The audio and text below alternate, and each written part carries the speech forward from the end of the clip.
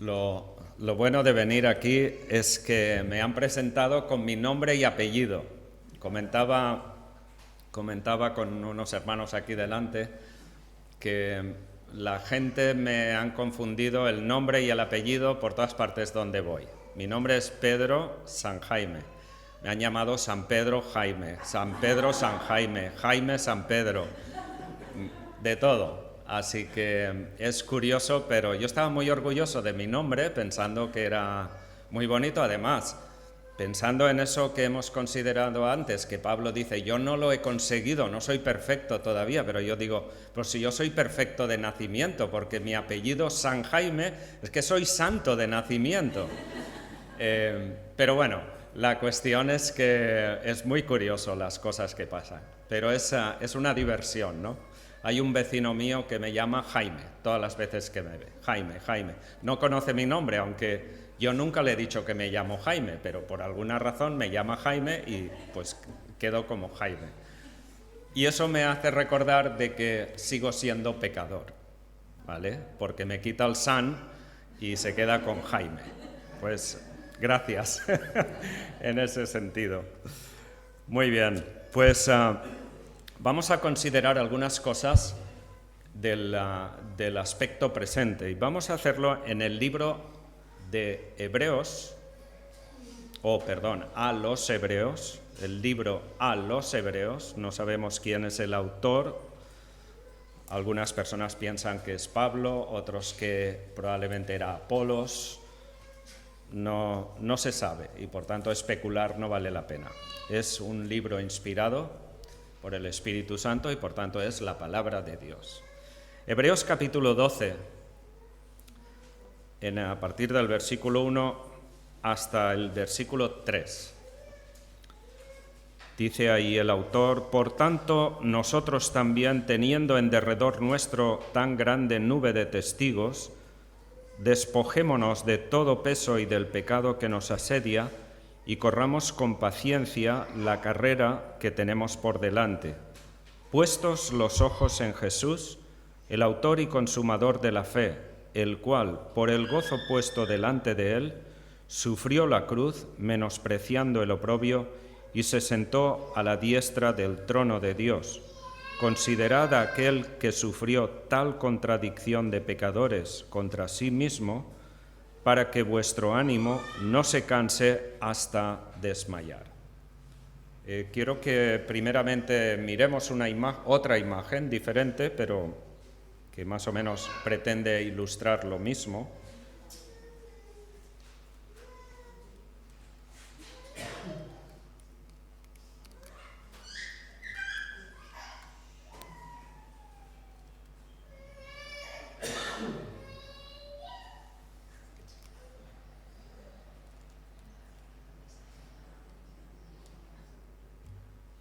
¿Puedes pasarla tú?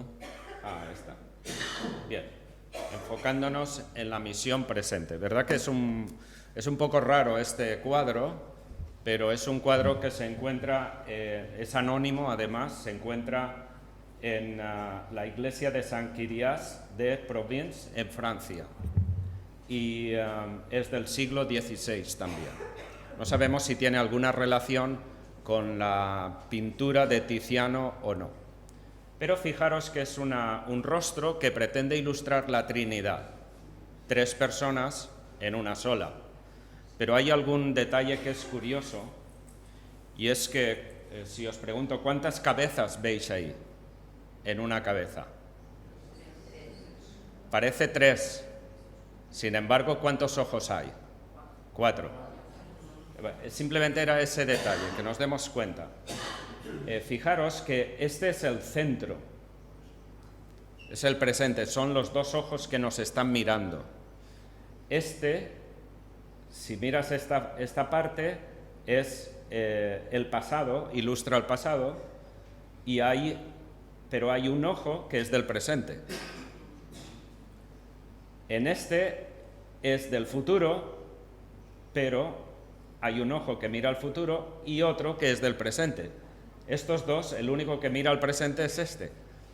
Lo que ilustra esto, por lo menos lo que a mí me da la idea, es de que estamos en un presente, pero que hemos de mantener un ojo en el pasado y el otro ojo en el futuro.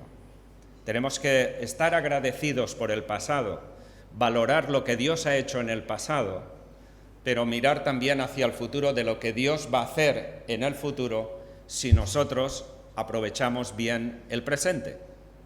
Y eso no solamente como iglesia, sino a nivel individual. En este caso, en esta lectura que acabamos de ver, vamos a reflexionar algunos aspectos que aparecen aquí. Notad que el autor, en el capítulo anterior, lo que ha hecho ha sido repasar una gran lista de hombres y mujeres del pasado que por la fe hicieron lo que hicieron. Y por tanto, la gloria es de Dios, pero también reconoce a esos hombres y mujeres que en el pasado realmente se dispusieron a servir y a obedecer a Dios. Y hay una gran nube de testigos, dice el autor de Hebreos. Por tanto, ese ojo en el pasado tiene que estar ahí, en el sentido de que no perdamos las obras, la obra que Dios ha hecho a través de hombres y mujeres imperfectos, como nosotros. De igual forma lo hará en este presente. A través de nosotros, Él quiere obrar para que seamos testigos efectivos de la gracia de Dios en este mundo. Un mundo que vive en el vacío existencial y que vive en la desesperación cada vez más.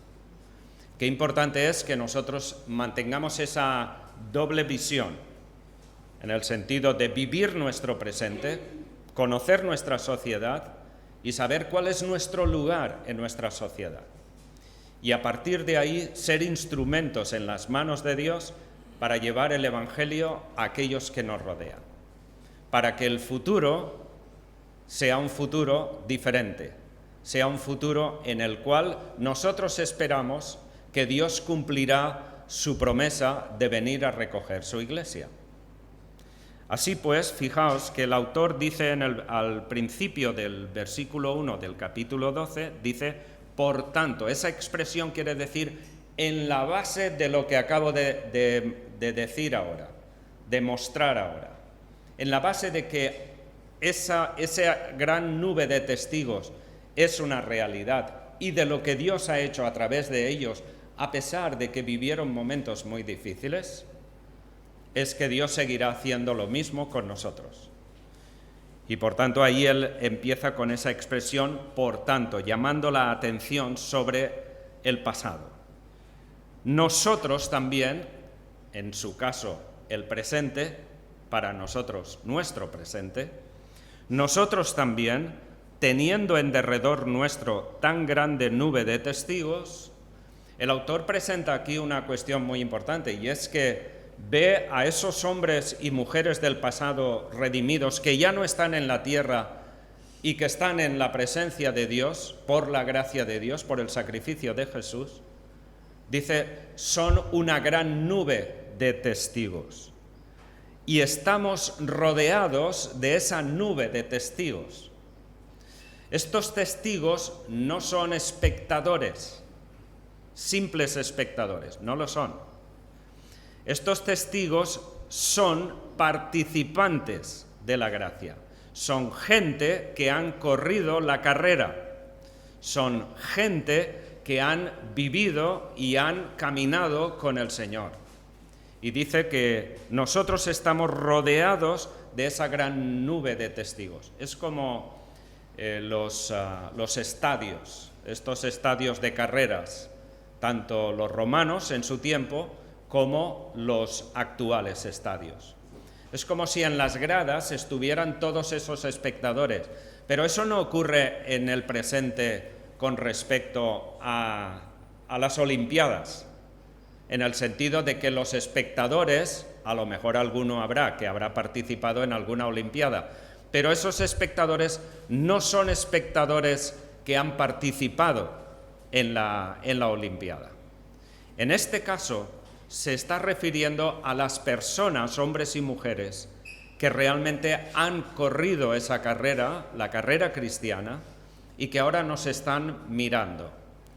No sé si nos podrán ver, no sé si desde el cielo nos podrán ver, pero imaginémonos que todos esos hombres y mujeres, no solamente los que dice el autor de Hebreos, sino los que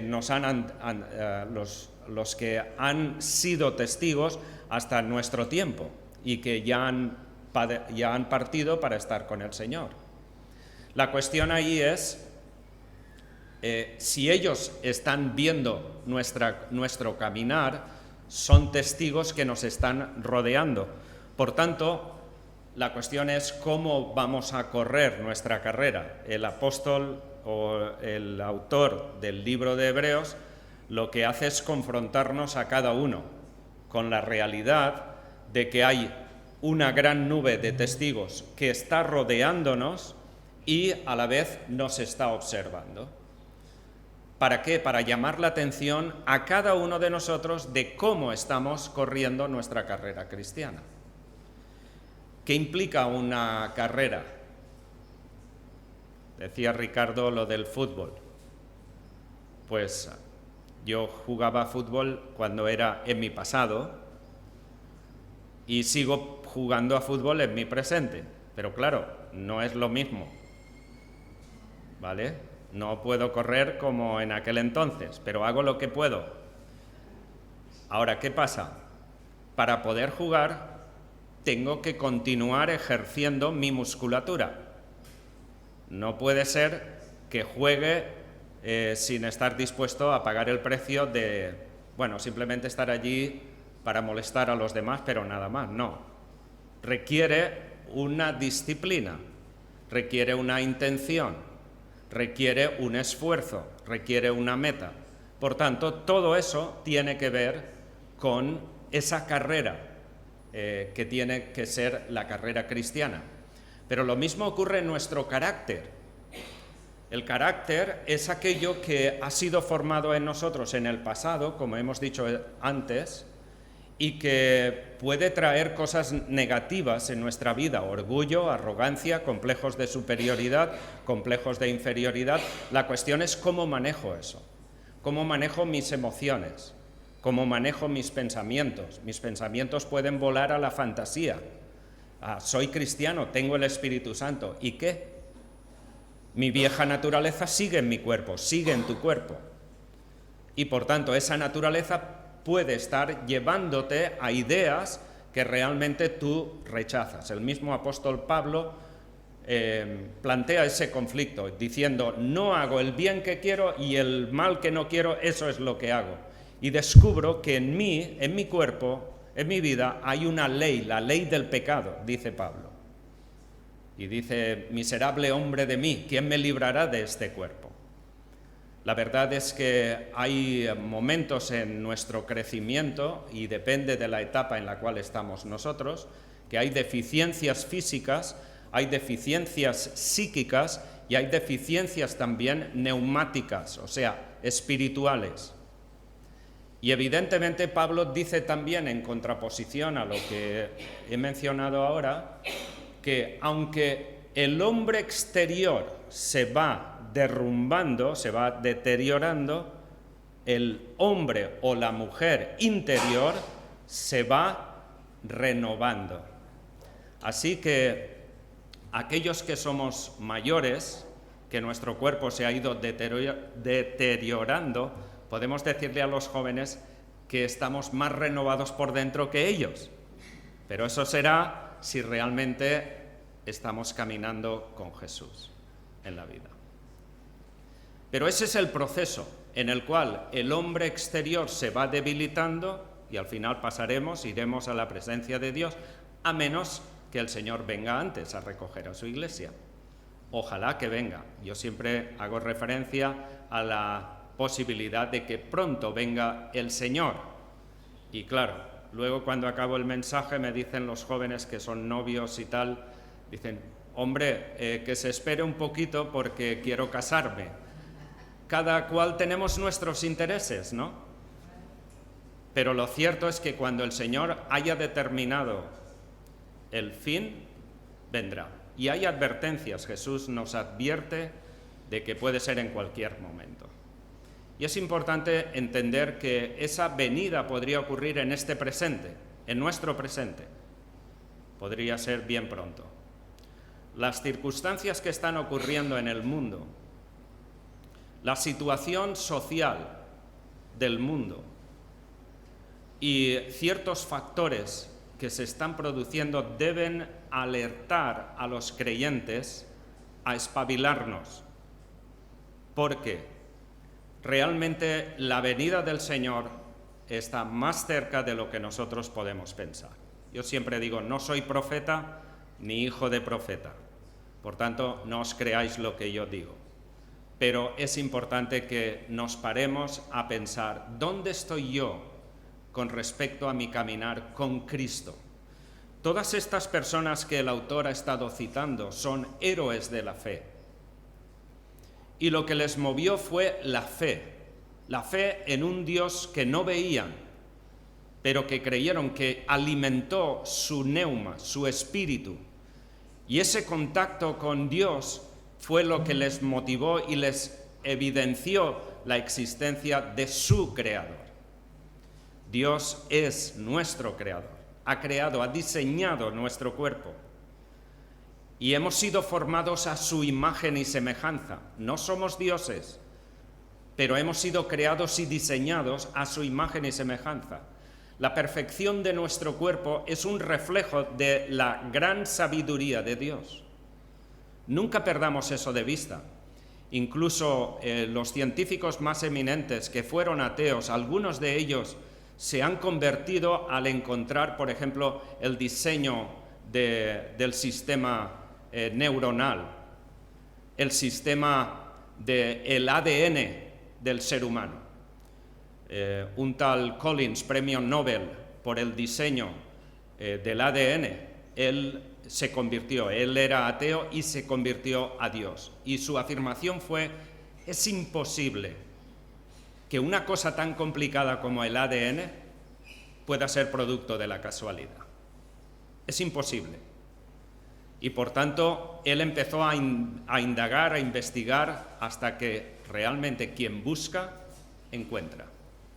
Y tal como dijo Jesús, pedid y se os dará, buscad y hallaréis, llamad y se os abrirá.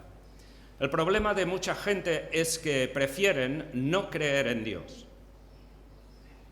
Porque la cuestión es, si hubieran dudas, ¿por qué no intentas buscarlo? Bueno, algunos ni siquiera quieren hacerlo porque tienen miedo de descubrir que Dios existe. Es una cuestión a veces de actitud del ser humano.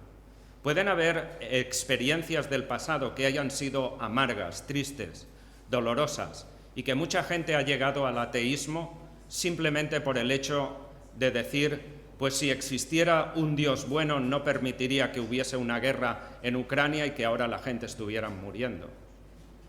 Es muy fácil echarle la culpa a Dios. El primer hombre y la primera mujer lo hicieron, y nosotros hemos heredado el ADN de Adán y Eva. Así que Adán, cuando Dios le buscó después de haber desobedecido, le echó la culpa a la mujer y, por derivación, a Dios. Hizo una proyección magnífica. La mujer que tú me has dado, tú me la diste. De hecho, yo no te la pedí porque estaba durmiendo. ¿Os acordáis del texto? Y cuando Dios busca a la mujer lo que hace es caer en un victimismo. La serpiente me engañó. Los seres humanos seguimos haciendo lo mismo.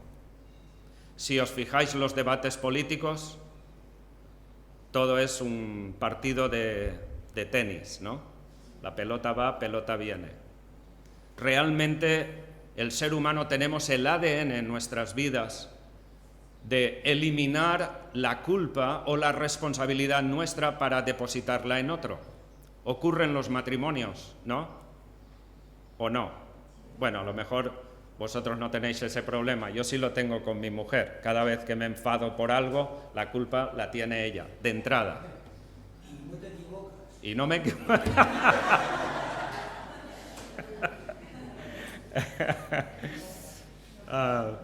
bueno, Creo que sí que me equivoco, porque al final tengo que decir sí, señora.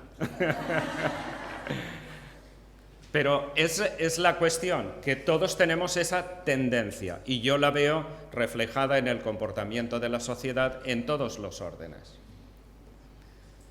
La cuestión es que tenemos una gran nube de testigos a nuestro alrededor que han caminado con Dios y que probablemente nos observan, no lo sé, pero sí que estamos viviendo en un mundo que debemos de analizar concretamente, que debemos de percibir en qué tiempo estamos viviendo.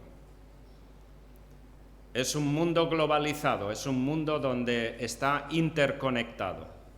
Y ese es un cambio social que nunca antes se había producido. A principios de este milenio no se había producido todavía ese cambio, era el principio. Pero ahora todas las noticias están intercomunicadas. Inmediatamente sabemos lo que está pasando aquí y en la otra parte del mundo. Para que algunas profecías del Antiguo Testamento realmente pudieran tener su cumplimiento, se requería un mundo globalizado como el nuestro. Esa situación nunca se ha producido en el pasado. En segundo lugar, debemos de pensar que Israel está en su sitio. Israel había desaparecido en el año 70, volvió a aparecer después de la Segunda Guerra Mundial. Y está en su sitio. Y hay promesas del Antiguo Testamento referentes a Israel que deben de cumplirse. Y luego también debemos de recordar que estamos en el tercer milenio. En el tercer milenio. Y eso me hizo pensar. ¿En qué sentido? Cuando el apóstol Pedro es cuestionado o le preguntan ¿cuándo vendrá Jesús? Eso era a finales del primer siglo. ¿Cuándo vendrá Jesús? Que tarda mucho. Y él dice, no quiero que ignoréis que para el Señor un día es como 1000 años como un día. Y Él no retarda su promesa. Él no funciona según nuestro cronos. Él funciona según su kairos, la ocasión, la oportunidad, el momento determinado en el propósito de Dios. Lo hizo con Jesús, que en el tiempo que Él había determinado Jesús nació, y lo hizo en el kairos, y lo hará en el kairos en el momento en que Él tenga que volver. Si estamos en lo cierto, dependiendo de esa frase que plantea el apóstol Pedro, un día 1000 años un día. Estamos en el tercer milenio, principios del tercer milenio. Y a mí me ha hecho pensar que Jesús resucitó en el tercer día. El número 3 en la Biblia es un número que en realidad tiene un significado de lo completo o lo perfecto, como la Trinidad, 3 personas en una. Y por otra parte, lo referente a lo que Jesús advierte en los últimos tiempos, lo estamos viviendo en la sociedad. Ya no hay justicia. Tenemos una constitución, pero con reales decretos se saltan la constitución como quieren, todos los políticos. La ley del aborto, por ejemplo. Ahora, a través de un real decreto, los menores de edad que no tienen penalización jurídica por crímenes que puedan cometer, como estos jóvenes que han abusado de unas niñas, los menores de edad pueden abortar sin el permiso de los padres. Nos están quitando la autoridad a los padres. A mí ya no me la quitan porque mis 2 hijas son mayores de edad, pero sí a mis nietos. La cuestión es que para unas cosas justificamos una cosa y luego sacamos otra para revertirlo. Qué importante es que sepamos entender el tiempo en el cual estamos viviendo. El valor del ser humano no tiene ningún valor. Solo tenemos valor por nuestra apariencia. Hay una obsesión por la estética, hay una obsesión por la apariencia, hay un mundo de vulgaridad que funciona en las redes sociales y que realmente está controlando a millones y millones de jóvenes y de adultos. No solamente jóvenes, también adultos. pero eso produce un efecto, que es el aislamiento del individuo. Estamos conectados con todo el mundo, pero desconectados en la familia, desconectados con nuestros amigos. Es muy común ver en el colegio un grupo de adolescentes, todos juntos en círculo, pero todos conectados con el móvil. Se está perdiendo la capacidad de poder dialogar, se está perdiendo la capacidad de observar, de mirar. A mí me gusta cuando hablo con la persona mirar el rostro. El tema de las mascarillas me molesta mucho, porque al final no capto bien lo que me están diciendo y la gente piensa que estoy sordo. No estoy sordo, necesito ver tus labios. ¿Por qué? Porque he desarrollado esa capacidad de mirar a la persona y necesito ver los labios cómo se mueven para interpretar el sonido que estoy recibiendo. Qué importante es que entendamos eso. Si esa capacidad se pierde, la única capacidad que se desarrolla es la conexión con las redes sociales, y ahí hay muchas mentiras y muchas falsedades, y ahí hay poderes que están detrás de todas esas redes que tienen el propósito de aislar al ser humano, porque de esa forma les podremos controlar. Pero cuando una persona se para y empieza a pensar, empieza a observar, puede detectar muchas cosas. Puedes detectar en la cara si lo que te están diciendo es verdad o es mentira. Es un don que Dios nos ha dado a todos los seres humanos. Si lo atrofiamos, perdemos esa capacidad, entonces seremos vulnerables. Por eso es importante entender lo que dice el autor, lo que dice al principio al hablar de estas generaciones que han pasado. Dice, es pues la fe la certeza de lo que se espera, capítulo 11. La fe es la certeza de lo que se espera, la convicción de lo que no se ve. La fe es la certeza de lo que se espera, la convicción de lo que no se ve. Luego, versículo 6, pero sin fe es imposible agradar a Dios, porque es necesario que el que se acerca a Dios crea que lo hay y que es galardonador de los que le buscan. ¿Qué es la fe? ¿Por qué vivieron esos hombres y mujeres por la fe? ¿Qué es la fe? La fe para mucha gente hoy en día es un sentimiento. Muchas canciones hablan de un sentimiento. Pero la fe implica un sentimiento, pero no es solo un sentimiento. La fe requiere, como dice aquí en Hebreos capítulo 11, 3 elementos vitales. Uno es el conocer, la razón, porque Dios nos ha creado con una razón. Y esa razón hay que utilizarla, no está ahí de adorno, hay que pensar, hay que desarrollarla, hay que evaluar. Cuando somos confrontados con una realidad, con lo que observamos, tenemos que ser críticos, no criticones, pero sí críticos. ¿Qué significa eso? ¿Qué me están vendiendo con esa propaganda? Muchas veces cuando yo veo una propaganda en televisión sobre artículos de limpieza, que ves ahí una cocina, por ejemplo, que está hecha un asco, y te dicen, con este limpiador no lo limpia bien, ni lo pasan y se queda medio sucio. Pero con este lo pasan así el trapo y de repente está brillante, dices, eso es falso, no lo voy a comprar, ya no lo compro. Por muy bueno que sea, no lo compro. ¿Por qué? Porque me están tratando como un idiota, como un tonto. Esa es la cuestión, que mucho hoy en día se mueve por la apariencia, por la propaganda. Y realmente, ayer oía un debate que estaban hablando de las redes sociales como el séptimo poder. Séptimo poder. Cómo las redes sociales y el periodismo está utilizando eso como un poder de control de la humanidad. Si tiene que venir un dictador en un futuro, lo hará por esos medios. Lo que quiero decir con esto es que como cristianos no podemos vivir al margen del conocimiento de la palabra, de los valores de la palabra. Y es ello lo que nos va a capacitar a poder filtrar lo que estamos viendo para saber si nos conviene o no nos conviene. Eso es verdadera libertad. Pero vivimos en un mundo que vive de etiquetas. Etiquetas. Tú eres esto o eres lo otro. Para todo hay una etiqueta. Tú eres feminista o eres machista. Tú eres tal o cual. La cuestión es que cada persona pueda pensar, desarrollar y entender cuál es nuestra libertad, cuáles son nuestros valores, qué es lo que quiero hacer en este mundo.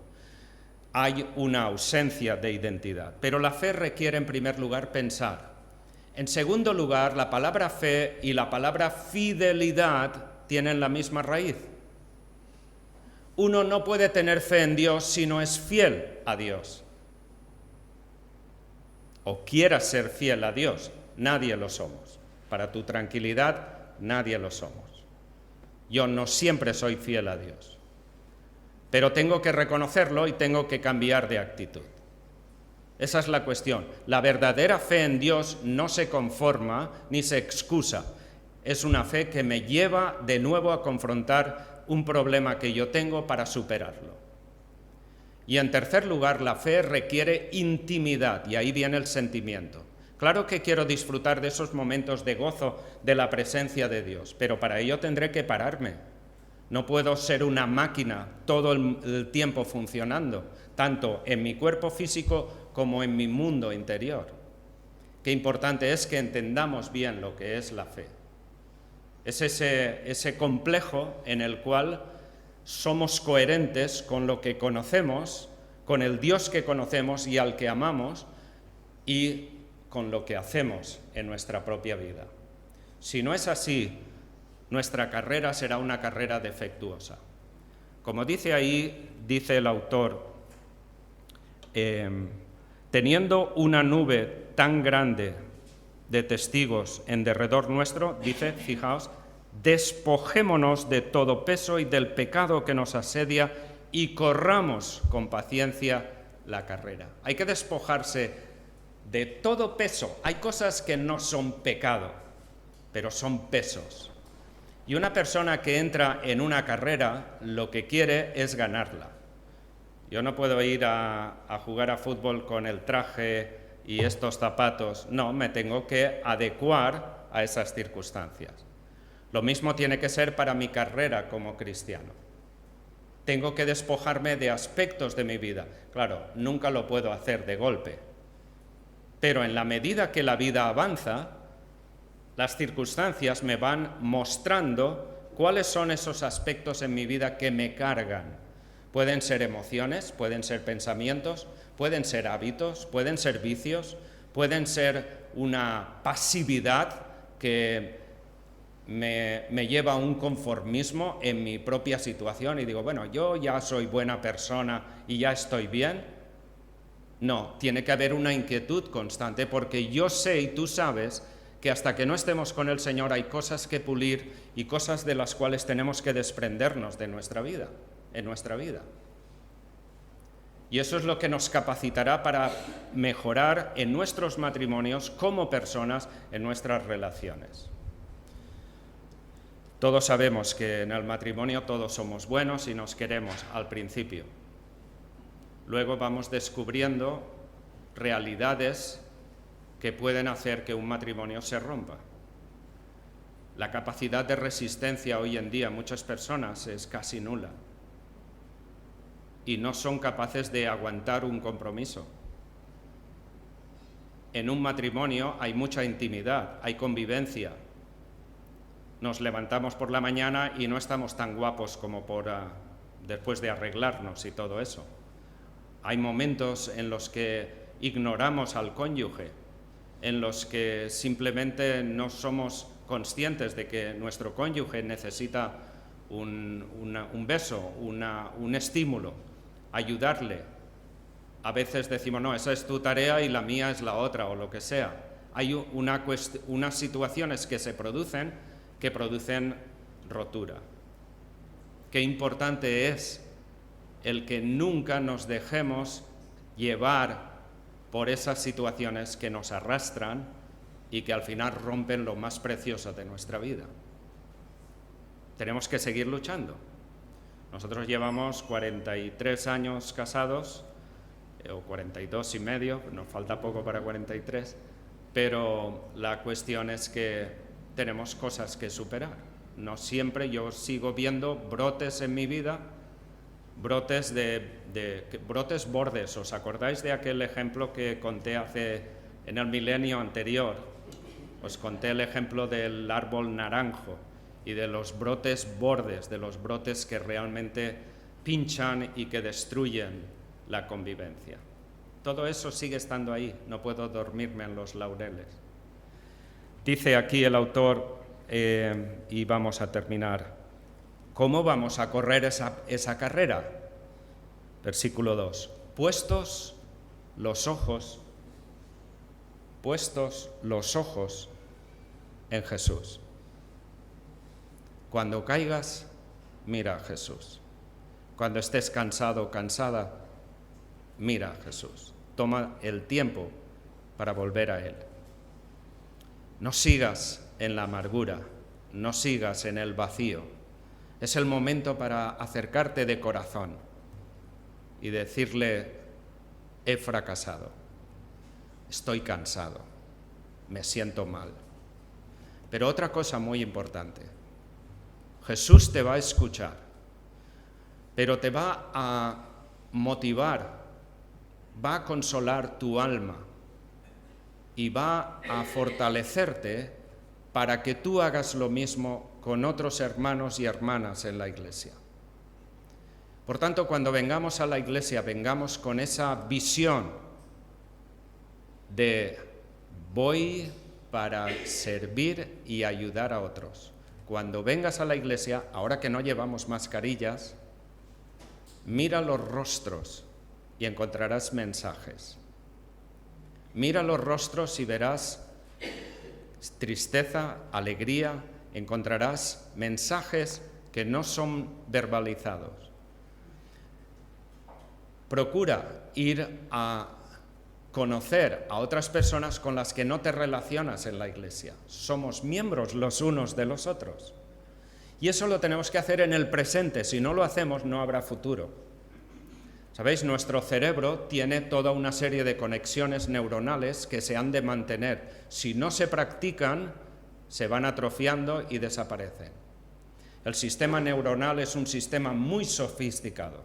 Cuando tú ejerces un ejercicio constante, empiezan a hacer sus conexiones, sus sinapsis neuronales, y eso te capacita para seguir haciendo más. Cuando tú desarrollas esa capacidad que Dios nos ha dado de discernir, y tú puedes ver en el rostro y puedes ver que aquella persona está sola o está sentada ahí o está allá, y tú te preocupas por esa persona y lo sigues haciendo, en tu cerebro tú no te das cuenta, ni yo tampoco, pero empieza a hacer conexiones de relación, y eso te facilita el acercarte a otros. Puedes decir, es que yo no sé qué decir. Escucha, pregunta, ¿quién eres? Oye, ¿qué haces? ¿Qué trabajas? Lo importante es abrir esa conexión entre nosotros. Concluyo. Nuestro cuerpo tiene lo que se llama, en el sistema nervioso, hay una parte que se llama el sistema simpático.